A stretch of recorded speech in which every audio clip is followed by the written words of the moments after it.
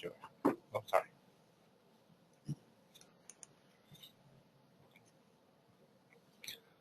Hello everyone and welcome to the second seminar of AIS student chapter. I also like to welcome all the students who are online for this seminar. Today we are honored to have Mr. Andrea Dinolfo as our speaker for this second seminar, who was an MIS graduate in our UIS and passed out into like 2011. And the more like he is a totally diversified personality that we have today over here, and one of his like credits of him are he is a PMP certified, which is a very big achievement, like, and he has worked as a project manager in several companies, and right now currently he is working as an IT consultant in State Farm, and he is going to share a lot of his experiences that we might really look ahead and use that will be useful for us too. And he, as I said, he has a diversified background in the sense he has worked as a priorly as a military in Air Force, so that brings a lot to him. And even in the IT sector, he has been like for 3 years, and he is going to share a lot of his experiences where he has worked as in multiple sectors in the finance, operations, as well as IT, in the airline as well as airline industry, as well as business intelligence. So I'll just request him to just address our students and tell about our experiences. And our main topic today is like to see the career opportunities in MIS department, like how we are as an MIS graduate going to go ahead and do things ahead. So it's just a guideline for us, and he will throw light on what are the several opportunities for us to go ahead and look into MIS department. Thank you. Well, thank you very much for the introduction. I'd like to thank Dr. Wang here, who was my professor, for giving me the opportunity to come back here to the campus and give back to the students, sharing my experience of what I've encountered in joining the workforce. So, like we said, a little bit about myself. I'm very diversified. I've worked in many different industries as well as continents around the world. I've worked in almost every continent except for Australia and Antarctica. I worked in business. I've done many career changes, so I've learned to reinvent myself as I've gone along, and I think I finally found the niche that I'm very good at is project management, where I can bridge both the business and the IT industries together and be sort of that liaison between them. And what I'm really going to talk to you about today is my agenda is how are you going to transition from being a student into joining the workforce, and I'm going to walk you through my personal experiences of that journey, because it really is a journey to transitioning. Some people it's going to be shorter, some people it's going to be longer until they find it. So with that, let's look at the agenda. I'm going to talk first about the resume, how to build a good resume based on my experience again, so please don't take that as a must-do, but guidelines in general of how to do that. Search aids, motivators, company size and industry, the hiring process, employers, what employers are looking for, and your feelings and expectations, then we'll talk. And please, let's make this interactive. I like to get also your perspective, what your thoughts are as we go on this. I don't want it to be just a one-way conversation. I'd like to dialogue. Please raise your hand and I'll be happy to answer your questions. Online, please feel free to write down your questions, and maybe the ones online I'll answer at the end. We'll save them. We'll go through them. Okay, so the resume. As you can see here, this is my resume. Now, I only took a screenshot of the top quarter of a page, or half I should say, because this is really where you want to attract the employer's attention. This is where you want to put all the keywords. I don't know if you heard about search engine optimization. They look for keywords, because really, when you fill out your resume, you want to talk about yourself. You're selling yourself. This is a tool to sell you to get to the interview. That's the sole purpose of the resume, and it's a reflection of yourself. You're introducing yourself to a person that knows nothing about yourself. How are you going to get their attention? That's really. And as you can see here, I have name, the profile. This is something I put there, and it really talks about who I am what type of person I am, what I have to offer. And I put keywords in there such as experience leading culturally diverse and cross-functional teams, software development lifecycle, flexibility, and adaptability. People want that, really want to see that in my experience. They want someone that can fit in, team player, leadership, problem solver, strong interpersonal and decision-making skills. That's what really, transferable skills. If you don't have a lot of experience within that industry, you've probably learned a lot of skills from somewhere else. And you can bring that to the table. And because, and we'll probably get more into that later in the slide, I'll talk about it. They're going to bring you on board. They want someone that fits in and they can train, because the first couple of months, employers are going to be investing in you. And they want to make sure that they're making the right investment. Then I go into professional qualities. What have I learned? Skills that I'm good at. Lean, Six Sigma, business process improvement techniques. I am multilingual. I am fluent in English, Spanish, and Italian, German. Very good at supporting multiple projects and communicate effectively at all levels. These are all key words that you're probably going to get. And if you don't know where to get that, look at the job description. Look at the job description, what they're looking for. Look for these keywords and sort of build this part of your resume to fit that, what you have to offer. Please be honest, because they're going to catch you in a lie. They're going to ask you certain keywords. Do you have this experience? Yes. You're going to have to be able to prove that to them. And we'll obviously get into that.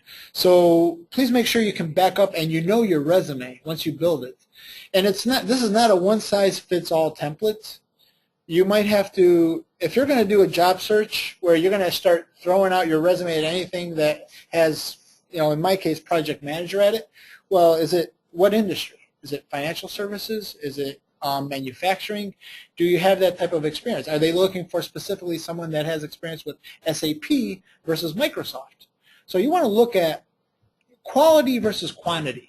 You might want to apply for 1 or 2 jobs per day, but not at 100, where then you go through the interview process. You're wasting your time, and you're wasting that employer's time as well, that person. So find something that really fits you, what you're good at, and cater your resume to fit that. And also, as you can see here, I get into the professional experience.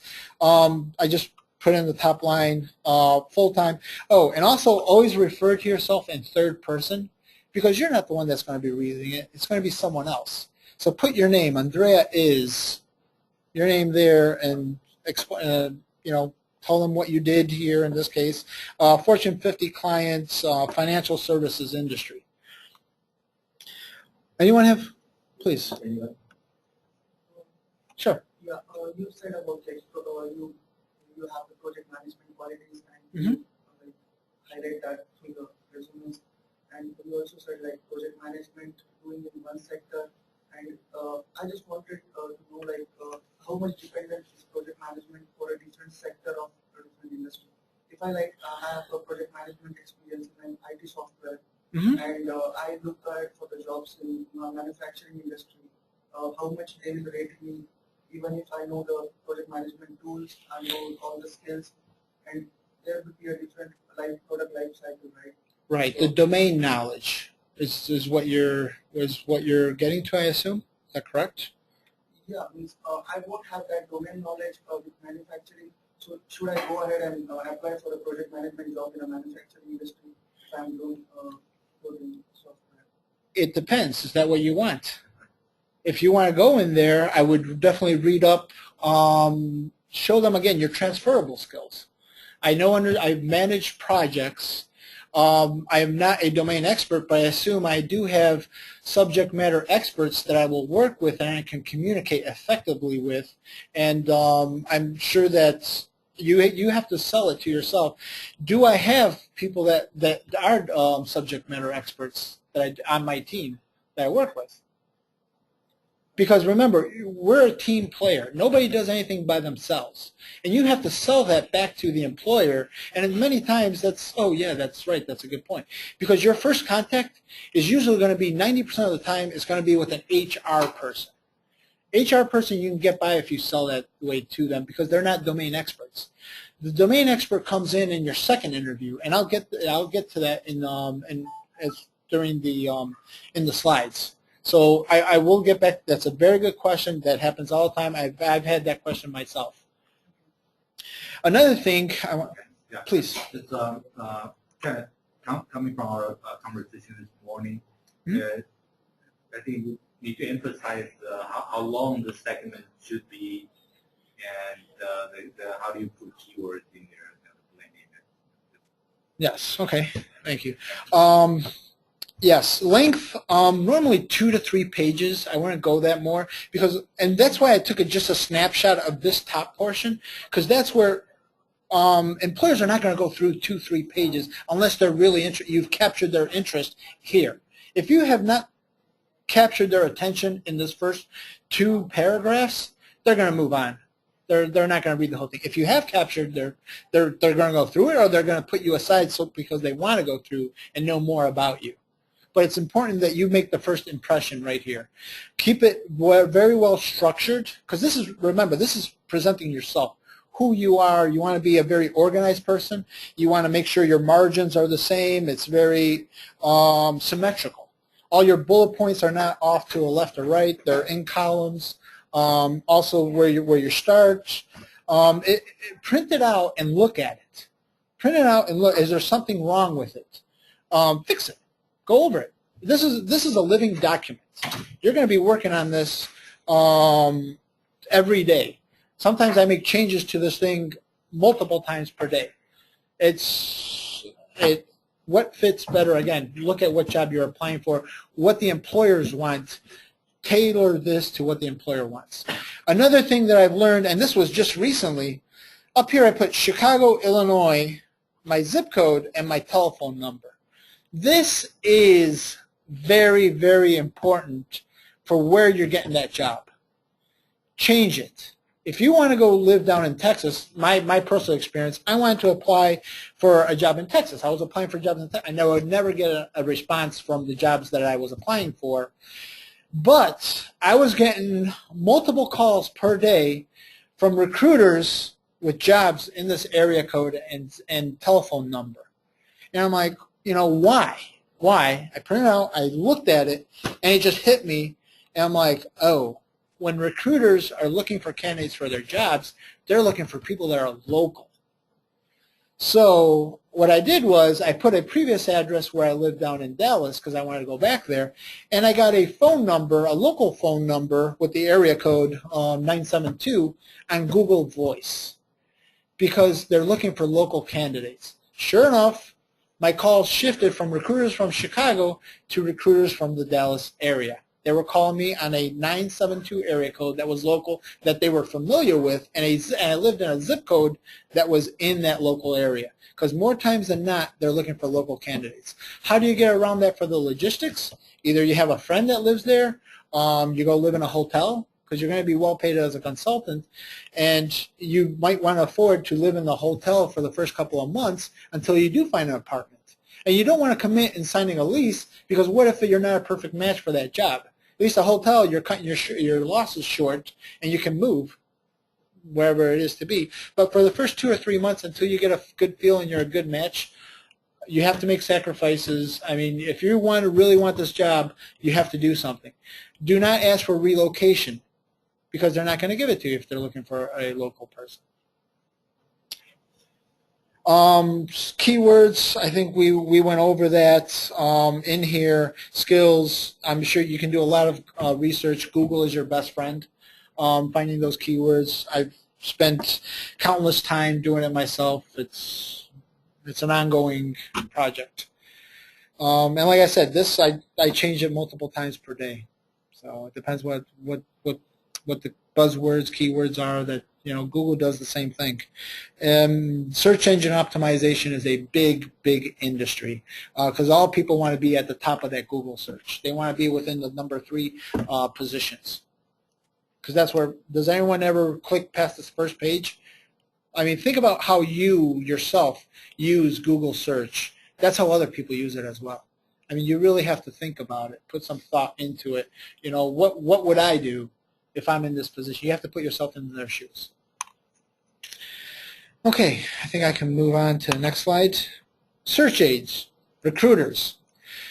Recruiters are definitely good if you don't have a lot of experience. They'll take a cut on what you're making, but they'll help you get a job. They are experts at what they do. They can sell you. They can tell you what's wrong with your resume, room for improvement. They can tell you exactly what these specific clients are looking for because they work with them. They know them. They have a personal relationship that they build with them in their network, and they can tell you, oh, this is our client. This is what they're looking for. This is the key words that you will tell. That's the way it is. They take their cut because they're good at what they do. And I highly recommend using a recruiters for if you don't have a lot of experience, you want to get your foot in the door. They will help you do that. It's going to be contracts, 6 months, 3 months, 12 months. You need that experience. Go for it. Don't say no. Don't short sell yourself. You want to relocate, everything is on the table. Everything is negotiable. If you really want it, go for it because you need that experience. Recruiters are good. I've done it as I've done career changes. That's the first place where I go. I look for recruiters that can help me out in finding that right job. They're good at finding the match. You have the right transferable skills. Again, transferable skills is really key. You have to know how to sell yourself, and they're experts at doing that. Career Services Center on campus. They're great. They have a ton of resources. They will help you, and it's free. They'll sit on it with you. You make an appointment one-on-one. They can give you more in-depth information than I can because that's what they do. I would definitely use that as a student from here. You're entitled to up to, I think, 3 years that you can come back and use their services for about a month, and then you have to pay for it. So I would definitely go to them once you have an idea of what you're looking for. They'll do mock interviews with you and everything, and they'll share with you their resources and their expertise. Recruiting events are also good. You meet directly with who are recruiting. Present yourself. I'm not going to go over, dress well and have your resume, but that comes without saying. Social media is something that's really growing. LinkedIn, a lot of new graduates, everyone's savvy, new generation like to use LinkedIn, network. I think it's a great tool. I personally have not landed a job through LinkedIn, but I use LinkedIn to research the company, who's going to be recruiting me. If I know who's going to be interviewing me, I look up their profile, know where they come from, and I try to adapt to his style. Where does he come from? What do we have in common? That we have common grounds, conversation, build a certain report with that person that's in there because he might be your boss. And if you get, it's all about perception, and if you can communicate at that same level with them, you sort of bond. So that's where I've used mostly LinkedIn. Facebook, some people might actually use that through friends. I personally have not. I don't even have a Twitter account, but I've read that new generation, new graduates are actually using these tools. Just wanted to throw that out there for you to be awareness that it is an option if you yourself feel comfortable with it. Because remember, this is about you, not about me. What do you guys feel? These are all avenues that you have, tools in your toolbox, so use whatever fits best for you guys. Internet job sites, Monster, Indeed, Dice.com, they all post out there. Definitely get your resume out there. And like I said, optimize it, keywords. This is where recruiters are going to start calling you. You're going to get frustrated that you're going to get sales jobs that you don't want and stuff like that. That's okay. It's part of it. Finding a job is harder than actually having a job. So patience is a virtue. And company websites, obviously. Like you said, State Farm, you might want to go to their website because they're hiring internally. Dr. Wayne, you have a question? Yeah, that sounds very fundamental. Mm-hmm. Yes, you emphasize recruiters important. I want to ask a more basic question. Where do you find those recruiters? That's a very good question. Tech systems, and Google is your best friend. Again, look up recruiters, local recruiters, wherever you want to find that job. That's what I did for Texas. I started looking for local recruiters there. You'll get a list of recruiters. I can tell you that Tech Systems is nationwide. NTT Data is also pretty big. TCS are big recruiter names. Tata Recruiting System. And there's a lot of them. And it also depends on industry. Where do you want to go? A big one in Chicago is, for example, Accent. They focus on user experience. That's all they do. They're more of an agency than a recruiter, there's some differences, slight differences between an agency that is specific, focused on user experience, like Razorfish or Accenture. They're the big ones. They do big projects. They have some prestige. IBM, blue chip company. They also have recruiting services. They're an agency. Recruiters are more temp. Agencies are more long-term. You're part of the company. And again, it depends on what you want to do. Look into that industry. Use those keywords. Hey, I want to go into the user experience. I want to go into design. I want to go into financial services. Do your research. Find out which recruiters focus on that industry or that particular job that you're looking for. Is there any specific approach to how to approach the recruiters? No, you talk with them, As a fresher, I'm asking as a fresher, how are we supposed to approach the recruiter? build your resume, get on the phone, call them, try to make an appointment, contact them via email. If you have skill sets that they're interested in, they'll definitely get back to you. Call them up saying, hey, this is my situation. It might not be them, but they might point you in the right direction sometime. And, try again until you succeed. But definitely have a resume, paper document that, this is who I am. They'll go over it. If they're interested, they'll get back to you. It's not a sell. I mean, if recruiters just like you are looking for something, it's a market. Supply and demand. You are supplying something. Is there a demand for what you are supplying? It's a market. You have to meet the needs of the employer that's going to be buying your services, because that's what you are offering as a service. You're not offering a product. You yourself are offering a service to that buyer on the market. Look at it that way.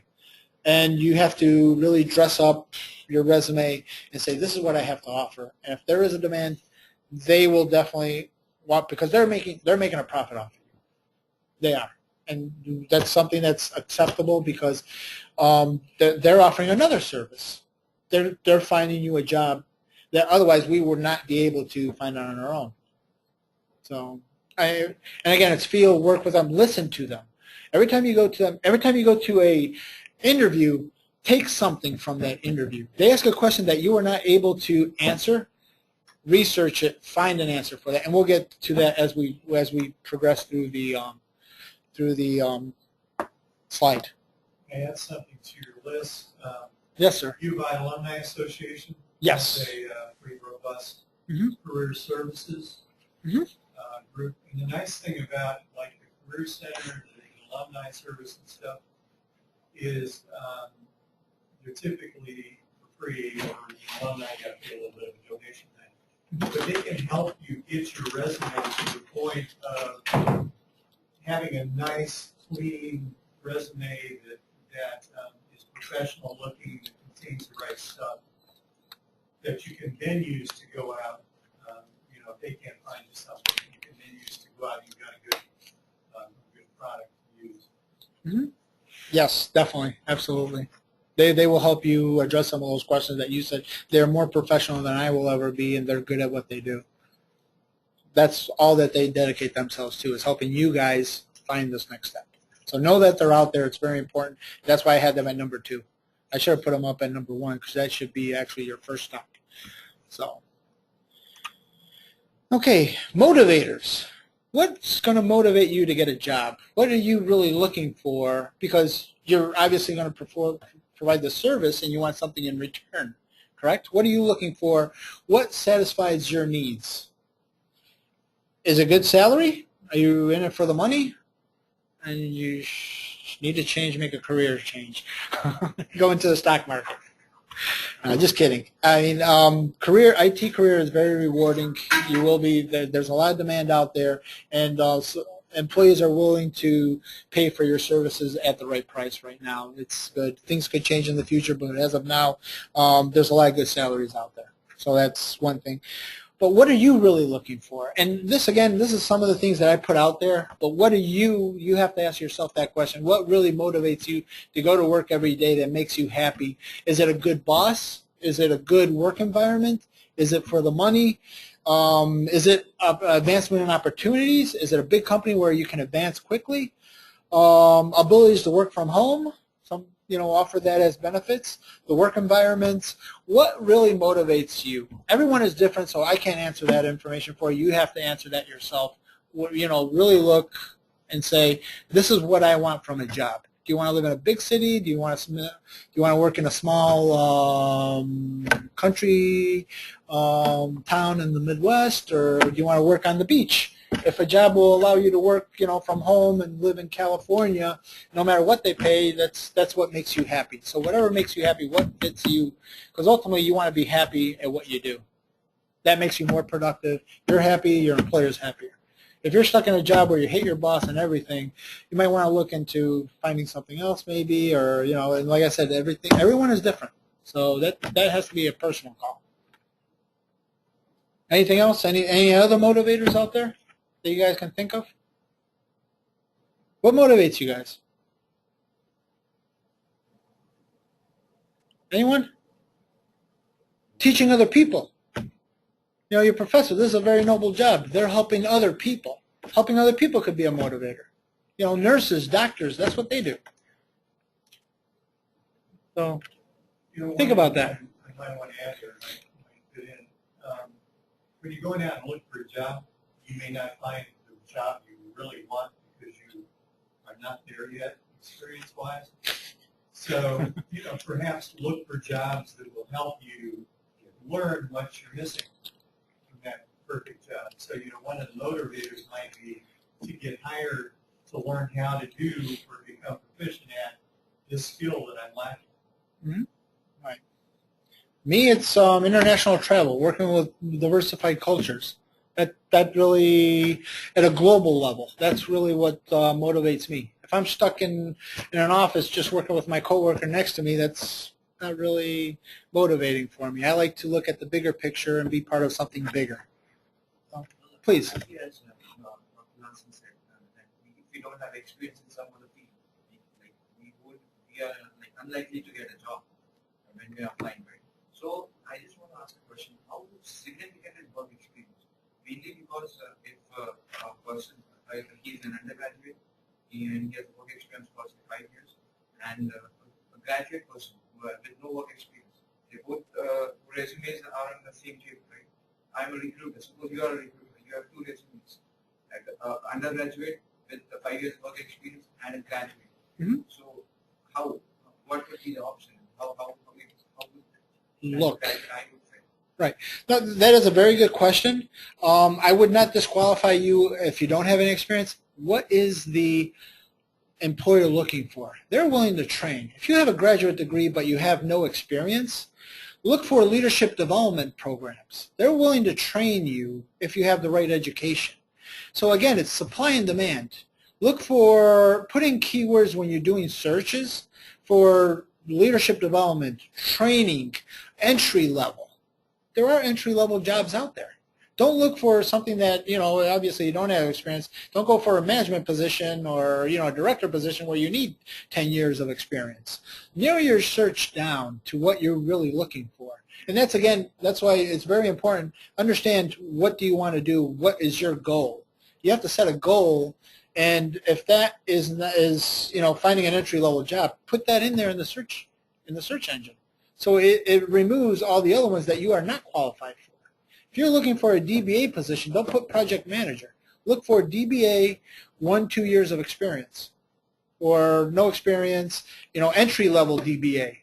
That's what you need to be looking for. That's who your target audience is. Remember who your target audience is, who you're going to be talking to, and that's what they'll be looking for in you, is someone that they can train, because they're going to probably pay you less because you're going to get that experience, and after 2 or 3 years you can move up. That's the path that you have to take. Don't try to look for something that you're not, because you're going to get frustrated. You don't have the right skills. They're going to get frustrated, and ultimately it's going to be leading to your letting you go or whatever. But look for something that where you can grow. So entry level is probably one of the keywords that you want to put in there if you don't have any experience. Does that answer your question? Everyone agree, or any other thoughts? Having done hiring, if the person with this 5 years experience has the exact experience I'm looking for, probably, yeah, I'm going to hire that person. But then if they don't, then I'm going to start looking at potential. Do you have the potential? Who's got the most potential to get to where I want you to be? Mm-hmm. Would probably be what I would go for. I mean, that's a question that's been asked for years. How do I get the experience that I don't have? Right. You start like looking for the entry level position. Mm-hmm. You've got to earn that experience. Right, and what they're looking for there, are you a team player? Or are you a individual that likes to look for himself and the potential? They want to look if you're a good fit for where they're going to put you. Are you a team player? Are you organized? They're looking for these qualities, and we will definitely actually get into that when it comes down to the what employers are looking for. I will definitely touch on that, and that's something I've learned with experience myself and going to multiple interviews, learning from mistakes and everything. Okay, don't say that. I should say this, and that you will learn with your own experience. You have to get yourself out there. You're going to have to take no for an answer. That's just part of it. And some of you might be lucky, and you get the right job, the right fit at the first time. You just never know. You have to get. But if you don't go out there and try, you're never going to learn. Okay. I think we went over these, the motivators. Next slide, company size and industry. Here we'll touch more on that. What are you looking for? Size does matter, because from a small company to a very large company, things are very, very different. From culture, from what you do. Small company, less than 25 employees, you're going to be a jack of all trades. You like working in there where you wear multiple hats, you learn multiple things. You're very, you have a lot of transferable skills. You're a jack of all trades. You have to learn to be that in a small company, because they don't have a person that does just one specific thing, just design. You're going to have to be the project manager and the business analyst and the designer. Someone else might be doing the more technical stuff, or you might actually, if you have that diversified skills, maybe a small company might be good for you, that you enjoy doing that type of work. Where if you move to the other side of the spectrum, a large company, you're only going to be doing just that one task. They want subject matter experts, and that's all you're going to be doing all day long. It's going to be sort of a repetitive sort of environment, and it's not very likely that you're going to be interacting with a lot of other departments. If you're only in IT, you're just going to be surrounded by another 200-300 people that are all IT, whether they're developers or coders or testers. You're going to be working in large teams like that. Smaller companies, you're going to be working directly with the other departments, with the finance, with the designer, with the DBA. You're going to have more cross-communication in small companies. So think about that. What do you like to do? Do you want to be with like-minded people, or do you want to be with people with different skills than your own? That depends on what size of company you're gonna look at. Industry. We were talking about the industry. Where do you want to be in the industry? Do you want to be in the financial, retail, manufacturing, just throwing some out there, or some other ones in developer? Where do you want to be in? Where do you see yourself? And that's only something that you have to figure out trial and error, try again. I've been in all of those. And I've learned by experience, okay, this does work, I do fit in, or no, this doesn't work. It's, the first job I had here in the U.S., I worked for IBM as a contractor. Worst job I ever had. I was working with developers in networking, Cisco router developers.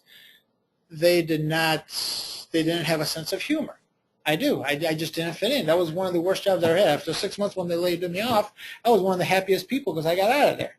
and I went into the military. Totally different military background. That's like, okay, that's what I want to do, something else, totally opposite than working for IBM.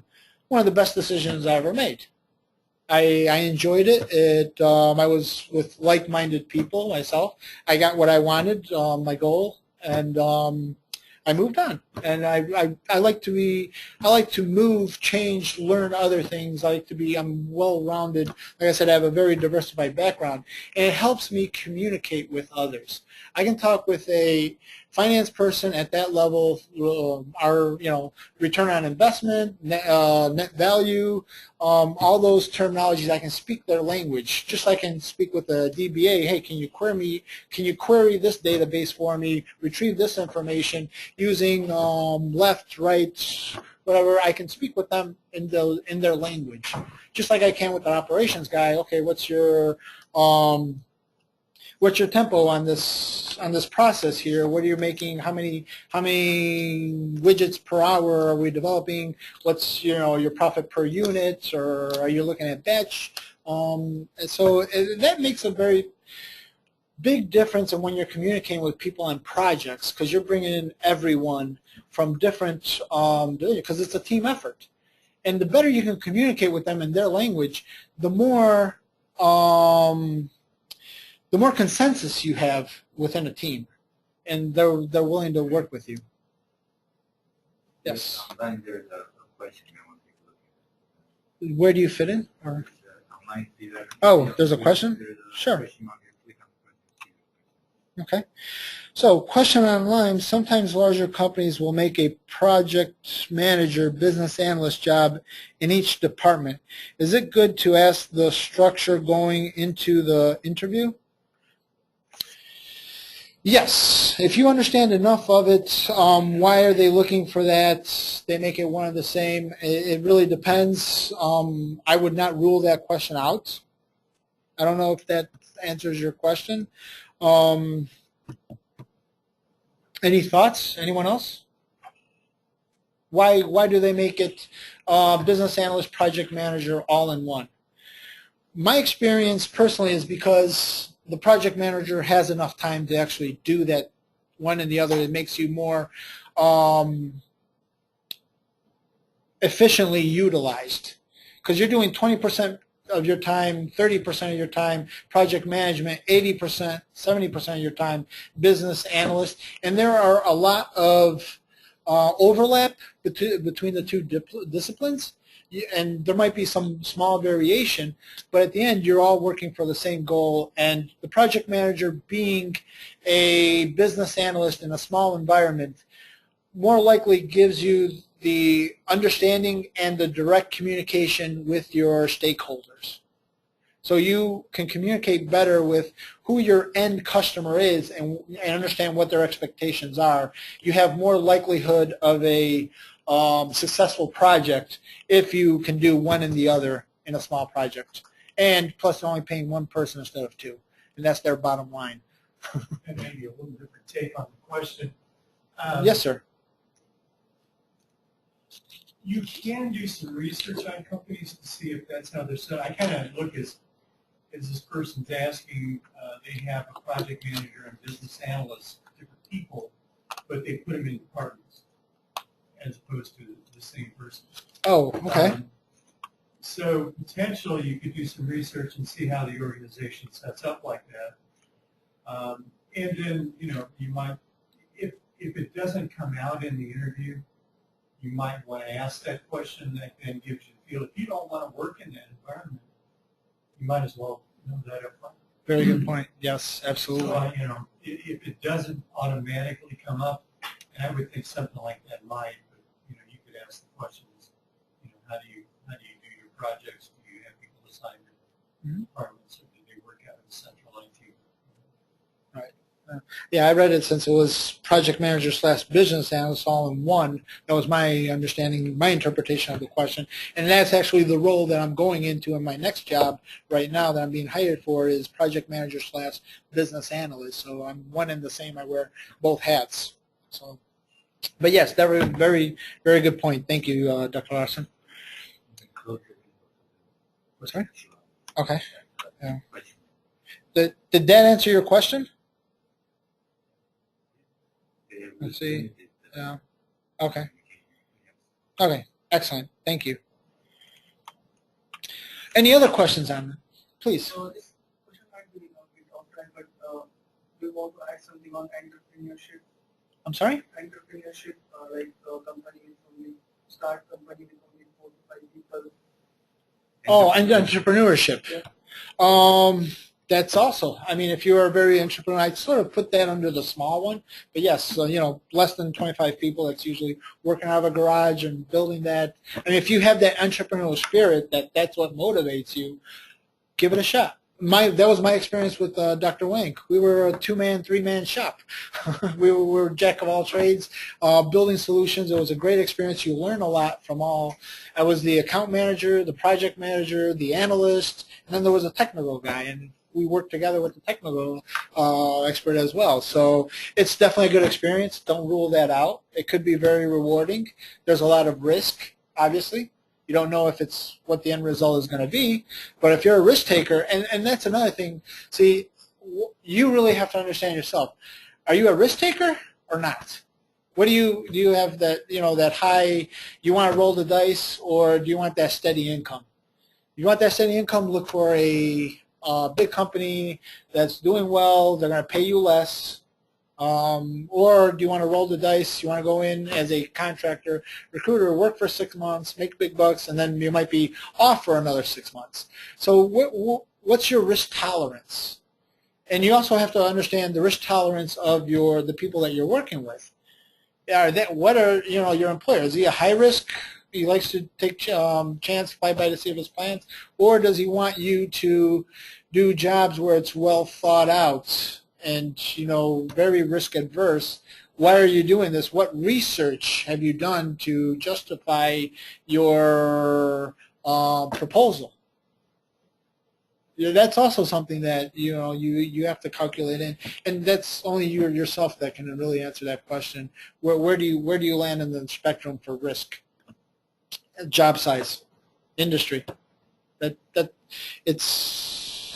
There's a lot of variables, really. That's why I can't speak for this is what you need to do. This has been my experience, and the questions you have to answer, and your answers are going to be different than mine. So, anyone have any questions regarding that? And this is you have to really do a self-analysis of where do you stand, what do you want to do. I can talk to you about my experience, but I can't tell you, do this or do that. I'm not your boss. And that's really, each one of you is going to have a different answer, I'm very sure. If we all answer, I ask every one of you, it's going to be, you're all at a very different level of risk tolerance and what satisfies your needs. And sometimes, I look back, and now that I'm doing my job, all my education, MBA, MIS, PMP, the one I didn't do that I should have done is get a degree in psychology. That would have paid off more because you're working with people, and you really have to understand what motivates other people, how to communicate with others, what motivates them, negotiation. And my boss, my mentors have always told me, when I've asked them, hey, what training, what other degree? Well, since you're in management, get a psychiatry degree, human resources. I always thought about, well, I'm in operations, I'm in IT. What does that have to do? I don't want to be an HR person. No, it's because you always deal with people on a daily basis. And you work, again, as a team. So understanding how your teammates, and I think everybody's been on project management or some other where you have to do team projects or team assignments. Thank you. Isn't it hard? Isn't it hard? You get you get the ones that are very motivated, that do things, and then you get those slackers that want you to do it for them and just upsets you, and you just want to strangle them. We've all been there. I've been in Dr. Larson's office and told him, hey, this guy's no good. I want him off my team. I want to fire him. For the real world. That's real world. That's why you guys are doing these assignments, because it's preparing you for what you're going to see in the real world. And trust me, you're always going to have that. In a group of 20 people, you're not going to get along with everybody. It's impossible. If you are, there's something you're not getting what you want. If you're saying yes, sir, yes to everybody else on the other team, you're not achieving what's yours, and you got to get your fair share. So it all depends. I think it gave you a real world thing answer, you got to work with the guy. Yes, you have, and we will get there on interview questions. How do you work with a difficult person? That's going to be in there. Have your answer ready for that real world experience, and we'll get into that situation, action, result. That's, if it's not that exact question, it's going to be something similar. They're called behavioral. I got it written down here. Behavioral questions that they're certainly going to ask, and the way you answer it, it has to be very structured. And I'll tell you some workaround if you haven't had that experience, how to answer that question effectively, that they will accept it. And again, this comes from a lot of experience. Any other questions on this slide? Okay. Okay, the hiring process. In general, this has been my experience 80% of the time. Some are different, they vary, but most likely this is what you're going to encounter. The company posts an open position because they have a need. That's the demand.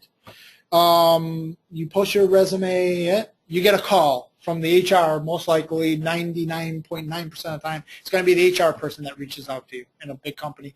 Or a small company, it might be actually the CEO. It's happened to me as well. The CEO, it's the CEO that's calling. He doesn't tell you it's the CEO, but you can tell if you're enough experience with the type of questions, he's someone that has decision power. So in general, the screen interview over the phone with the HR person, they want to see if you have the knowledge that you say that's on your interview. The buzzwords, okay, he does fit the profile. They're not the experts of, do you have the right skills? But if you get past them, you do talk with either the hiring manager or the subject matter experts that's going to dig deeper into your skill sets. Which basically, if you get past the screen interview, you get to the next level interview. It could be over the phone or it could be in person. Most likely it's going to be the hiring manager the second time around because he wants to know, okay, what's your skill set? Is it what I need? Or it could be the subject matter expert, the person that's going to be working with you or is going to be training you into that position so he can move on. That's been my experience. And someone else might have different experiences. If you get past the hiring manager, oh, sorry, you have a question? Yes, please. I'm sorry, I can't understand. Can you speak louder, please?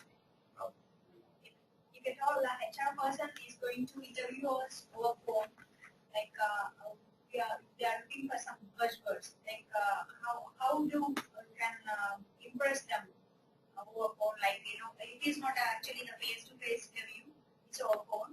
Mm-hmm. So, like do we have to prepare something like to impress them, like how can we speak? Be honest. Be honest, tell them, answer truthfully because that's what they're doing here. They're screening, they're scanning you to see if you do or you just throwing those words out, how do you use them in context? And most of the time those buzzwords that you're referring to, the keywords that they want to hear, you're going to get them from the job description. It's already there. Some companies do a very terrible job. They just have a general job description that they just throw out there in general. They won't tell you the actual words that you're looking for, but they will ask you questions about what's on your resume. So make sure that you know what's on your resume. Don't just say, hey, I'm a DBA where you don't even know what a database is because you just learned it in keyword in your classroom and someone else did the database structure for you. Yeah, you were on that team. Try not to use, during the interviews, don't be I did this, I did that. We did this. As a team, we did this. I was part of a team that built this. I was on the business side. I was on the IT. I'm more technical. And that depends on where you fit in. Are you more technical or are you more business-oriented? And say we. Don't use I. I have a tendency of doing that. I learned that as well. After a few eyes, they just throw me out. It's like, this guy's all about himself.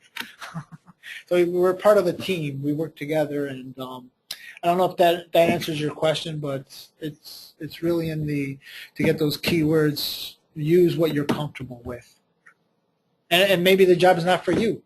move on. But you learn something. Take something away from every interview you do. Write down that question, research it, the one that you were not able to answer, because you're going to learn something from it. And really, it's all about learning. I would often follow the question about, give me examples. If you say you have a particular skill, I would say, okay, describe to me a couple of examples of what you've done. Mm-hmm. Yes. That's, yeah, and that's actually, yeah, I'll go more in depth in the next slide on that, is how to answer these questions, follow with examples. Always go in with at least 5 examples for behavioral type interview questions. Do a lot of research. There's a lot of Q&As out there. Use them. Use all the material that's out there. We're in the information age. You guys are knowledge workers. You should be able to type keywords and research and look up subjects and follow up on it. It takes a lot of discipline. Finding a job is more stressing, more hard than actually having a job. It's the hardest part, is getting there, getting through that gateway.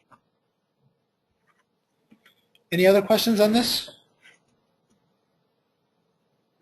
I'll continue. The question about the example usually comes from the second interview. Mm-hmm. yeah. The first round is usually screening. Yes. Second interview, usually you're moving up. Now you're with a director or a VP, very high level. They don't want to. Here they're looking for, do you fit in the company? Because you already proved yourself that you can do the job. You do have the right skill sets. If you get past the hiring manager, you are what they're looking for from a skill set perspective. The higher ones, they have more emotional intelligence. They're going to be screening you on how do you fit in. They're going to be looking at how you answer questions, are you truthful, and always be honest in giving you the answers. And they want to see if you fit in with the culture of the company, how you interact with people. You get upset if they ask you challenging questions. How do you work with difficult people is going to be one of the most likely. Tell me about a time when you had two, if you're going for a management position, how do you handle 2 employees that are arguing? What do you do? What's the situation? What's the action? What was the result? How do you handle it? They want to see how you're going to handle their employees in there. If you're entry level, how do you deal with a difficult coworker? Tell them about a time, and like I said, on the next slide, I'll go into that and how to answer those type of questions from my experience, and you can look them up online. And again, that comes from your personality, how you answer that. Might be different than how someone else or myself would answer that. Don't tell them you're going to slap them. So, salary question. This is very important because you're going to get that probably at the first one or at the last one. Somewhere along this way, you're going to get that salary question. Give a range. Do the research for the job that you're applying for. If you want $60,000, $70,000, don't tell them $70,000. Tell them 65 to 75, 70 to 80. Give them a range. Don't give them a specific number, because that's gonna channel yourself into, oh, this guy wants this much, or where it's showing flexibility, and it might meet, because maybe they might want to be paying 90 for it. Oh, they'll pay 80, and then you get 80. Well, what if they only wanted to pay 55? Oh, this guy's out of our range. It already, you're out of selection. Where, okay, if he's worth it, maybe we'll pay him 60. Or you're within that range, or they might tell you 57, where your bottom line was 60. They can work with you. So you're hitting a lot more chance of fitting into what they're looking for. Anyone questions? Please. Just for knowledge, what is the entry-level salary for a graduate NYC? I would assume, again, you can Google that. There's a lot of Glassdoor or Indeed will give you a lot. I would say entry level somewhere around 50.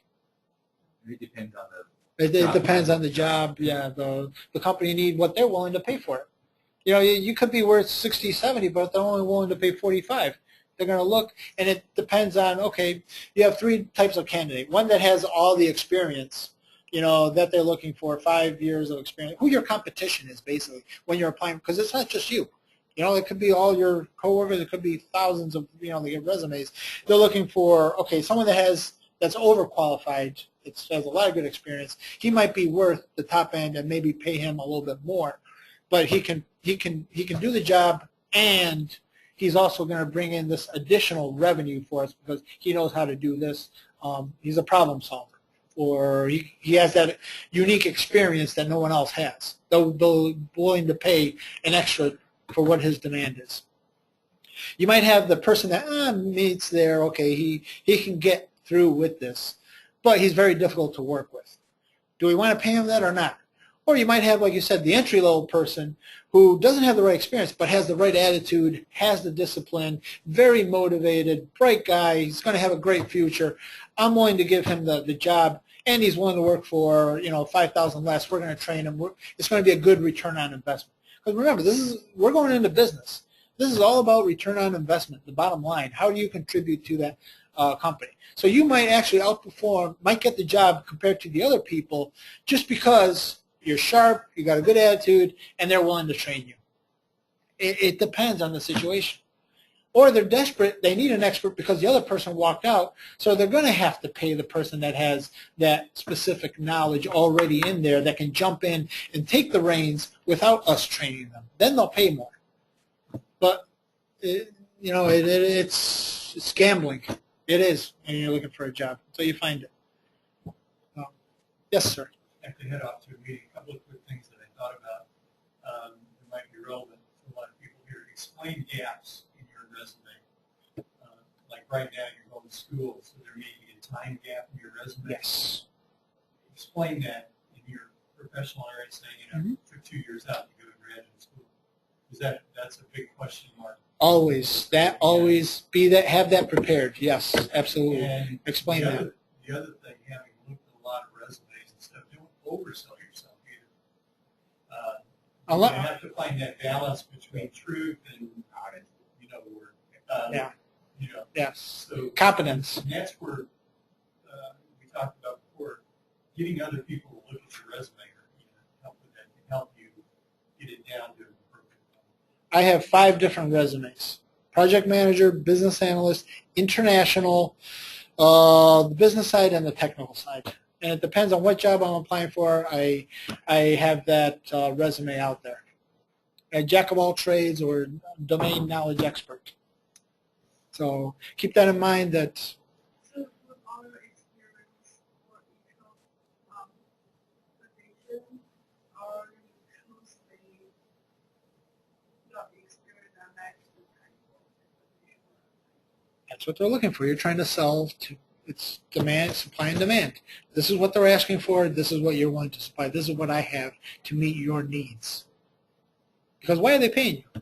What if you have one like you have experience that doesn't have, you don't have enough experience for that? It's just for example like a developer, but you're trying to apply for a developer position, and how are you manage your revenue, like optimize it? Entry level. Look for an entry level saying, hey, in your profile, this is my experience. I am looking to enter into this position. And the career center here can better help you with those questions. I'm not a HR person or a specialist in that, but I would think that the career center would be able to answer that question. If it's look for that entry level, they're willing to train you. Put that in your resume. Tell them that I'm willing. This is the career that I want to go into. I'm doing a career transfer in your profile, and this is where I want to go with. And if they're looking for someone that has no experience, then they're willing to look. Otherwise, do internships. Look for internships. That might also get you some experience. A lot of internships. Voluntary work. Volunteer. Look for those type of voluntary work. And again, the career, your first stop should really be the career center. They can answer all those tough questions for you better. I think the reason that this question come out is because when you're looking for a job, you look at all the posting. Every posting needs experience. So that's what scares the first job seekers. So I cannot, I'm not part of it. Yeah, I think some of the recommendations Andrea brought up is important. Your volunteer work is your experience. It's not paid, but it's the experience. Right. AIS student and organization, for example, you build a website for us. That's experience. That's work experience. That's Yeah. experience. Just because you're not paid doesn't So mean it's not You experience. just tailor it. You just need to build that resume. Yes. Using any method you can. That's why I put the profile there. See, it's independent from your actual work experience, where you worked, or your education. That's a very good point. I even put project management experience. Mr. Larson's class, that was project. I worked on a project with other team members. We built something, even if it was fictitious. It didn't have a profit or anything. It didn't contribute to a company, but it was project management work. At the beginning, I put that as experience. So use the classes that you've taken. What have you learned from your classes? Because you obviously learned something. You're here on a graduate level. I hope you have. I know I didn't. But yeah, use that, and from that specific class, that the business analyst or the DBA class or the whatever class that relates to that subject, put that down as experience. Worked for nonprofit. Volunteered for and created this. Share that experience with them. And if they're interested, they'll call you. If they don't call, move on. Keep looking. Don't fixate yourself. Oh, I have to have this job because that's what I want. It might happen, it might not. But just keep looking. Keep your options open. Always. Keep looking. Even if you do have a job offer, keep looking, because that might not fall through. Always constantly keep looking. It's an ongoing process, day in, day out. Yes. Okay. Employers are looking for. Okay, employers will invest in you. I've talked about this for the first couple of months. That's going to be an investment for them. You need to convince the interviewer you are a team player. And this is pretty much all stuff that everyone's asked, what is, and I've emphasized on. A team player works well with others. You have to show them, you have to give them examples. Go into an interview expecting to show them why you're a team player. Just don't throw that out there. Why? What have you looked on? Oh, I played soccer. Or on a team, we were part of a team, we won. I worked on projects with the rest of the team, we got along, we had difficulties, this is how we handled it. Keep those, think about it. Sit down, think about it, and create scenarios, write them down, 2-3 scenarios of where you worked on a team, you achieved a goal, you worked with difficult people, how did you resolve that? You might have to tweak it around and make it sound more credible, convincing that, oh yeah, we resolved our issues. Be creative. No one's stopping you from being creative, but at least there's some truth to it. An asset, subject matter expert. Oh, I am a Java developer. I can do these special tasks with Java. I created unique applications, whatever it is that you're good at. And you're applying for. Apply that to it. Problem solver or opportunity creator. Opportunity creator is more for the marketing side, where they're creative, they're building new things. But problem solver is definitely something that applies to the IT, because we're trying to create something, a solution to a problem that our employer has. How would you fix that? And that depends on the situation what you're applying for. Try to think of yourself as the problem solver, what you can contribute to your employer. Be prepared to answer behavioral type interview questions. Okay, behavioral type interview questions. Tell me about a time. They usually start like that. Tell me about a time. How do you handle difficult people? SAR. Situation. You want to first talk to them briefly about a situation. There was a time when I was working with a team, and my 2 Spanish translators couldn't stand each other. Action. What did I do? I took one of them, I called them aside, and I took them for lunch. I had a conversation with the more aggressive one, and I told him, your behavior, you're a great worker, you're doing really good work, but you're creating other issues with the team. So I talked to him about it. That's the action. I explained to him, you can't do this. This is what I expect from you. Communicate your expectations. And the result was he came back to work and he no longer argued with the other person. He behaved, he controlled, and he expressed himself better. So that's an example of how you deal with difficult people. Research this behavioral type interview questions. You're going to get a lot of hits on Google. Create at least 4 or 5 of them that can apply to something that anticipate that employer is going to ask you. Okay, and if you don't get it right the first time, because I've learned from experience of many interviews, I research them. What did that interviewer ask me? I write it down. I go research it afterward because I'm not going to get it the first time. Another way of answering this question is, depending on how they word it, I haven't encountered any situation like that, but if I would be presented with this type of situation, this is how I would handle it. This is how I would, and they'll accept that. It's like, oh, okay, this is a person that knows how to deal with difficult situations. Tell them, this is what I would do if I'm presented with this situation. And again, write down 4 or 5 examples before you go into the interview of that, because you're going to get something like that behind, because they want to look at you being part of a team. Express confidence and interest in the position. You want to be confident. You don't want to be there, maybe use words that are, express confidence. I will do this. I have done this. I know how to work with the team. I know how to approach this type of situation.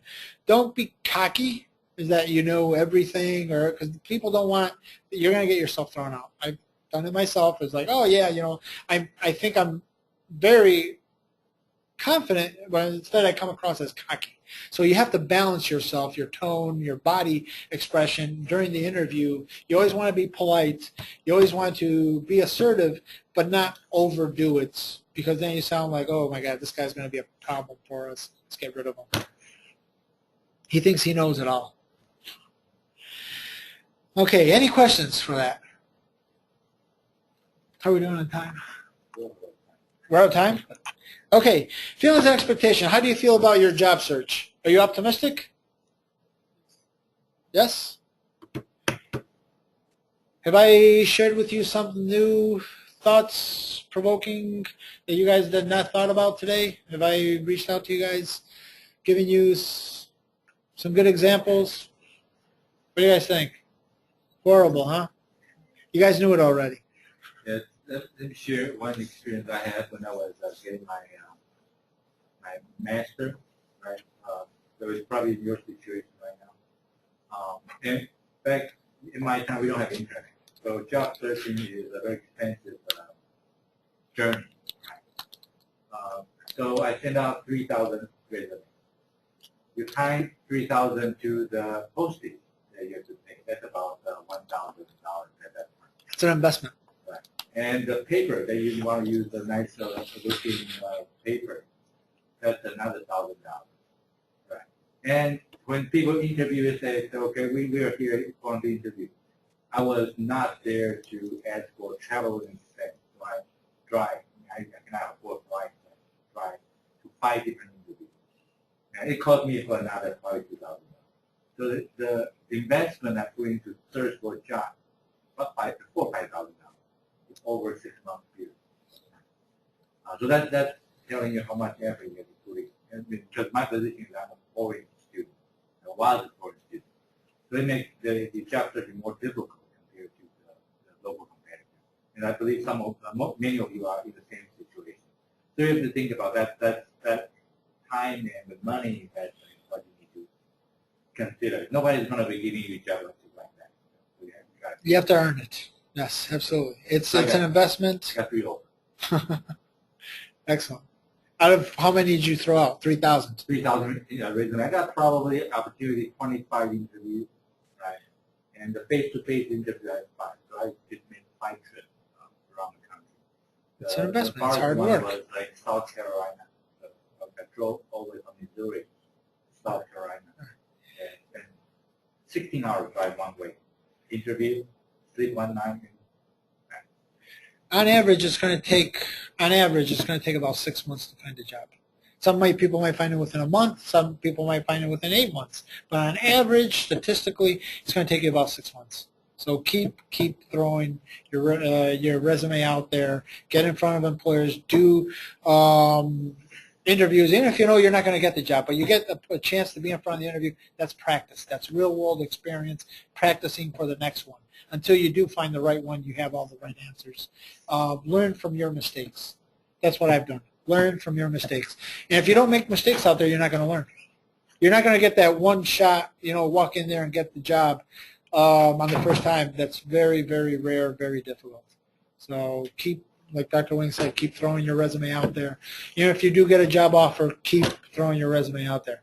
There's a saying, especially in the consulting world, as soon as you get your first job, start looking for the next one because you know that's going to end. So you have to start looking for your next one as soon as you get it. So your resume is a living document. You're going to have to keep it updated, keep changing it, modify it to what's out there. So if you don't do it, you're going to be out of shape. You're going to get more frustrated than if you do that little bit every day versus having to do it all at once. It's going to be a huge undertaking. Have I answered all your questions? Well, thank you for having me today. It's been a pleasure. Thank you to everyone. And I hope you took away a lot from this class. I hope I did my best. Thank you.